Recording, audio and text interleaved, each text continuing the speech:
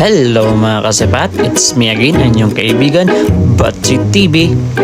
Niara mga kasipat, magluto-luto na sa daan ni Ron, kung mamaoba ni sa atong mga panakot ya, andam na. So for today's video mga kasipat no, karon magluto ta karog tinula. Ug atong lutoon na tinula is ostrich na rao. So na atong lutoon karon. Okay, let's go. Unya, shout out ko din sa mga botany user dyan mga kasipat. So first in line na to, siyempre atong oil, di na mawala. Dayon, isunod din na to atong luya. Unya, ato na rin ang gisahon na atong luya mga kasipat nga kanang mo gawas-gawas lang yung baho. Tapos ato din isunod ang atong bawang ug atong sibuyas, bombay. Tapos kurawon. Dayon mga kasipat, ato na din isunod ang atong ostrich. Ayan. Dayon, haloon na nato ng mga kasipat hatod sa mayabuan. Bitaw, ato na siyang haloon mga kasipat until nga mag-blue na siya.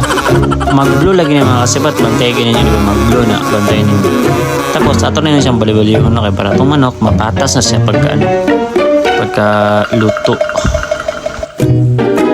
Niya mga kasipat, nag-blow na gid siya. Tapos sunod din na itong siyuti na to. Ayan. Tapos tamang halo lang. Dahil mga kasipat, ato na din sunod atong muriatic acid. Tansya lang ninyo ang ang kadaghanon sa inyong tubig no. Tapos ato din isang takluban og mga 8 hours lang mga kasipat. Kaya na anyara, bukal na. Tayon, ato na ding isunod ang atong sibuyas dahonan mga kasipat. Tapos ang atong siling labujo. Dami ang tinula basta medyo sa halang-halang. Dayon, isunod na nato ang atong sagbot. Dahon na sa burikat nga sagbot mga kasipat. Lami na siya atong bisayol diya. Kana lang akong igamit siya kay mas ganahan ko siya gamit na kaysa kamunggay. Alami na kailang taon mga kasipat to. Karon ato na rin sa takluban ng mga lang 3 minutes lang. Igo-igo pa mga kasipat nga masakto giglo to ang atong sayuti na to no.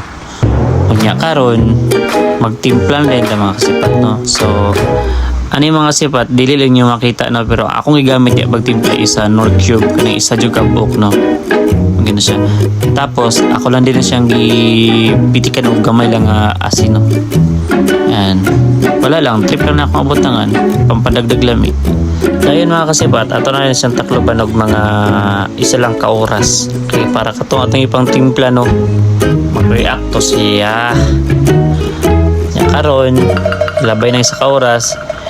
Panahon na din mga kasipat para ato na nga yung tilawan na to kung sa bigilami sa itong niluto. So house to cook chef tadugaya mga tilaw